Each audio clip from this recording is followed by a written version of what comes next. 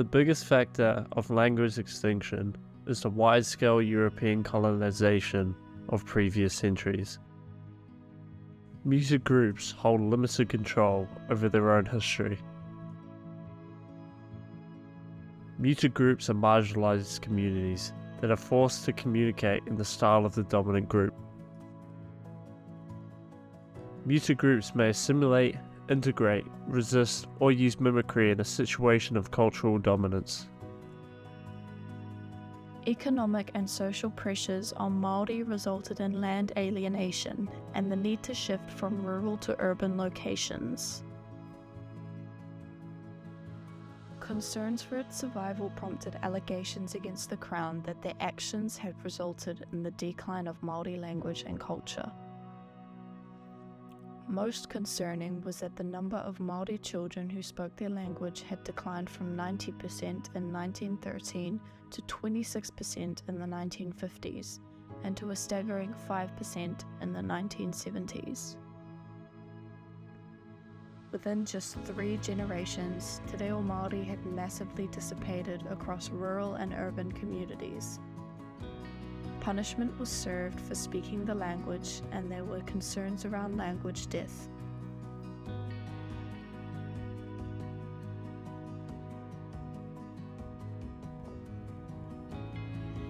What is your name? Kia ora, my name is Janani. What's your name? I'm Georgia. What are your experiences with Te Reo Māori throughout your life? So I wasn't raised speaking Te Reo Māori in my household.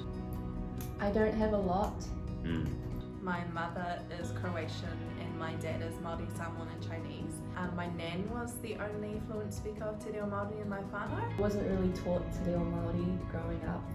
I didn't grow up in a home that was spoken where we had Te Reo Māori as our spoken language. Yeah, main team.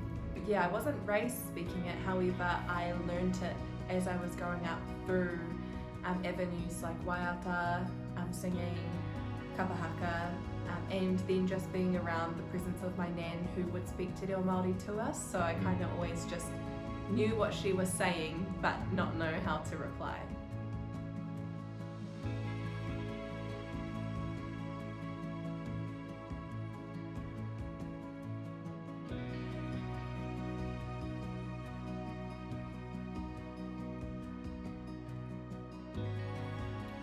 You taught Te Reo Māori in school. If not, what's something that made it difficult for you to learn Te Reo Māori? I wasn't really taught in primary school. I remember the posters on the wall and the songs, the waiata we sung. Yeah. There wasn't like a specific, Like, time. We're gonna learn Te Reo Māori. But in high school, I did pick it up. I did it in level 1 and level 2, but I did give it up in level 3 because it got really hard at one point. It was the writing part, which was the part I really struggled with. Yeah. I already struggle with English, so trying to write in Te Reo Māori was just, it was too much for me, so I couldn't master that.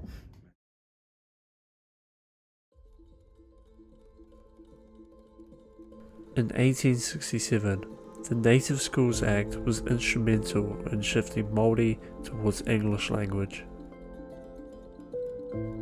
There was physical and psychological punishment for the use of Te Reo Māori in schools.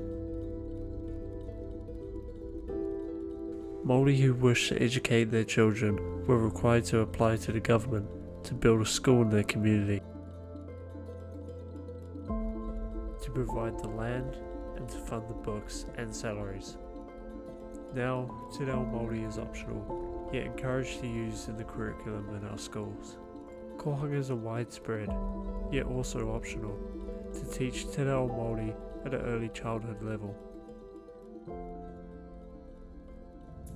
One of the biggest things was the generational effect that colonisation had on my whānau. So my dad is an urbanised Māori. My nan came from Pangaru to live in the city with her 8 children, and they basically lost the Reo due to conforming to Pākehā society.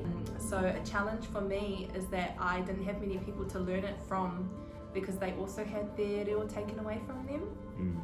That was probably the biggest challenge. What do you think we can do to improve in order for the next generation to be able to speak the language?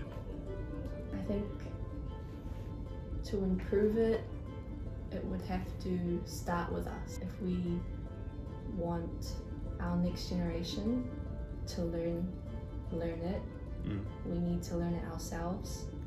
And so they're in a space that speaking in Te Reo Māori is more normalised and it's not so foreign to them. Well, should it be? Shouldn't be. Yeah. But sometimes it does feel like it sometimes, for me.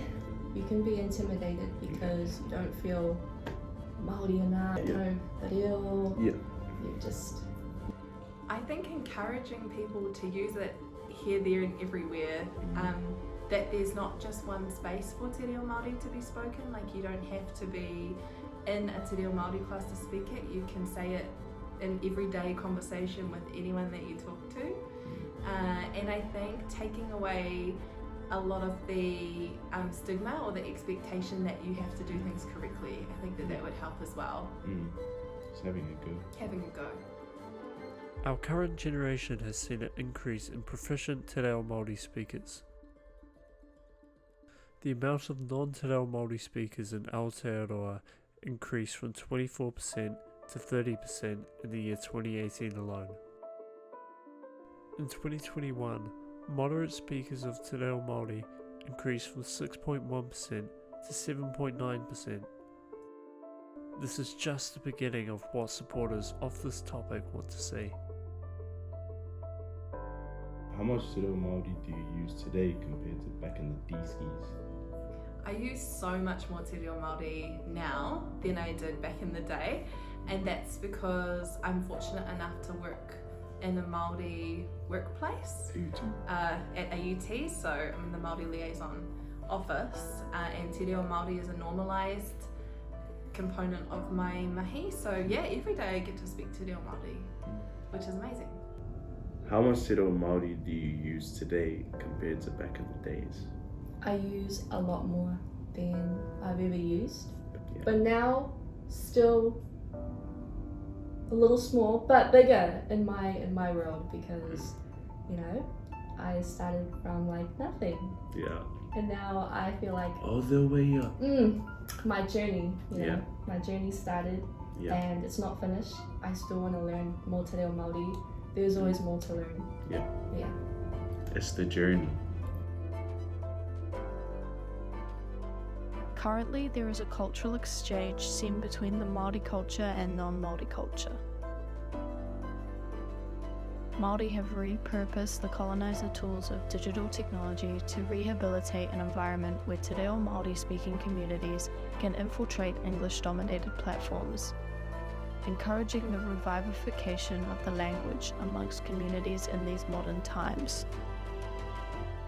This is done voluntarily to help introduce the bulk of the language into the nation.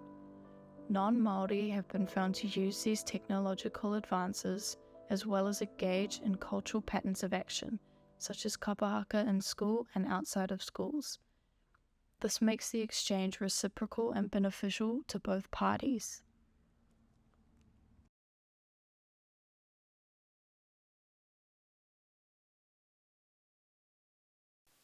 But first things first, I didn't grow up speaking Māori. The reason we didn't speak Māori wasn't through lack of support from our father. The reason we didn't speak Māori is because our mother didn't speak Māori. She did all of that without reo Māori, without Māori language. And yet her parents, our grandparents, as far as I can remember, they all seemed to speak Māori. Except they spoke Māori to each other. That was their world, and we weren't a part of it. But this is where reo Māori stopped for our whānau. A long, unbroken line of native speakers of Taranaki reo ended right there. Our kuia didn't speak Māori to our mother and she didn't speak it to us. And that was the way it was then. Our grandparents' generation, they seemed to have it all under control, but language wasn't crossing generations. We refer to this as te tukuihotanga o te reo, and it's a critical part of Māori language revitalisation, whakarauora reo. To do this, well, we have to change the patterns of language use in our daily lives. And that takes planning. Long-standing language habits, they're hard to change because language is largely subconscious. And if you don't have a plan, if you don't set goals, if you don't have rules and expectations, it doesn't take long and you start slipping back into speaking English again. To ensure the Maori language is alive and thriving both in the present and the future, New Zealanders must work collaboratively. With increased usage and acceptance of Maori in daily life, more New Zealanders are increasingly aware of the special significance of the Maori language. The definitions of being bicultural and bilingual are both applied to Aotearoa, where two cultures coexist side by side, though separately. This viewpoint overlooks the notion that for the beneficial future of Te Reo Māori, each of these cultures should effectively function within the confines of the other, to maintain control over the cultural foundation and validity Te Reo Māori provides for Aotearoa. When battling the damaging effects of colonization and behavioral patterns in this decade, it is essential that we remain the perspective of how Te Reo Māori shapes facets of who we are as a nation and our traditional practices. According to Avril et al., in the reading of A Land of Milk and Honey, it states, while the development for a new post-colonial identity can be positive, we should note reservations. First, to be indigenous is to be the traditional occupants of a territory at the point of colonial occupation, which Pākehā are not. And second, this new identity seems to forget settler history and the advantages occurring both then and now to the ethnic majority. This quote emphasizes that in order to have a positive inter-ethnic relationships within Aotearoa, the partnership between Maori and non-Maori must equally devote themselves to fulfilling Te Reo Māori learning participation because of the implementation policy of biculturalism. The goal for Aotearoa Indigenous language in the 21st century is to create a system in which New Zealanders interact and contribute to Te Reo Māori so they can recognize themselves as contributing to the greater good of society and mutual respect for the Indigenous people of the New Zealand soil. There are various approaches we might utilize to create a solid framework for Te Reo Māori to survive in an urban New Zealand society. Considering language as the backbone of culture, the first phase entails acquiring Te Reo Māori in the context of learning within the family. The frameworks for Te Reo Māori to become represented within our own cultural family foundations enable a young population to organically acquire Te Reo Māori. However, Aotearoa requires an informative structure of improved standards in tertiary institutions in order to ensure that all families in New Zealand are capable of providing the knowledge to inspire one another in and home and become intergenerational. The Treaty of Waitangi and the bicultural roots of Aotearoa are acknowledged in the curriculum, including the outline that all pupils should have the chance to learn the Maori language and practices. Yet, in implementation of this, it is still up to each individual school to determine if they want to apply any aspect of this fundamental into their teaching programs. But why? Is this yet another government tactic to make sure that Maori are changing and fitting into the practices of Pākehā ways? The reading from assimilation to biculturalism relieves New Zealand's Pākehā integration habits. Many of the assumptions underlying assimilation remain unchanged. For example, Maori were expected to change to fit with Pākehā ways of doing things. Pākehā were not expected to change very much, if at all. We can gather further evidence towards this theory due to its unchanging mandatory action. The government has purposely avoided addressing the mandatory question, opting instead to set high standards for Te Reo Māori's assimilation. The government has allocated $12 million to enhance the Te Reo Māori proficiency of Aotearoa's teachers in order to have Te Reo Māori utilised regularly across the school system and early learning facilities by 2025. By 2040, it is hoped that 1 million individuals across New Zealand will be capable of communicating in at least fundamental Te Reo Māori. But why hasn't Te Reo Māori become a mandatory subject in schools? If the te reo courses inside the educational system are not made mandatory so that individuals are able to acquire basic te reo, it appears that this government objective will be incredibly challenging for New Zealand society to reach. We also think the founder of the New Zealand government, the British Crown, needs to apply a higher level of privileges in their co-governance into this situation. Te tiriti o Waitangi is the agreement with the Crown by rangatira who signed on behalf of their hapu.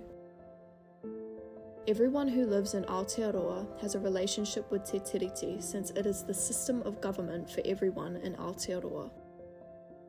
Even though the Crown was given authority by Māori to manage their kawanatanga role, which can include the education system, te tiriti was promised that Māori would have the tino rangatiratanga full authority over their taonga. Taonga can be intangible things, like te reo Māori and matauranga Māori, Māori knowledge and education. Therefore, we should all honour this agreement of the taonga and allow this right to be completely in the hands of the Māori to make te reo compulsory in the learning curriculum, not just as a subject, but interwoven in many other subjects. In the New Zealand Journal of History, page 63, it states, "This is teaching and learning that is based on the capacity to think critically about the past and analysis informed by historical evidence. It is history that is based on critically, but it is also deeply aligned with the goals of culturally responsive pedagogy. This emphasises the strategy of learning much further than understanding specifics about the past of New Zealand, but rather to allow students to make a meaningful bond between this awareness and Indigenous insights of place. Wisdom has the prospects to be truly transformational in empowering students to learn te reo Māori. Addressing challenges rooted in colonialism and institutional racism would be made easier with te reo's normalisation. By bridging the gap between tangata whenua and many different cultures, it will aid in the development of relationships in communities. With such a development, there may be challenges and fear, but we must persevere. Tu whitia te hopo. Even when something may feel scary, have a go and do it anyway."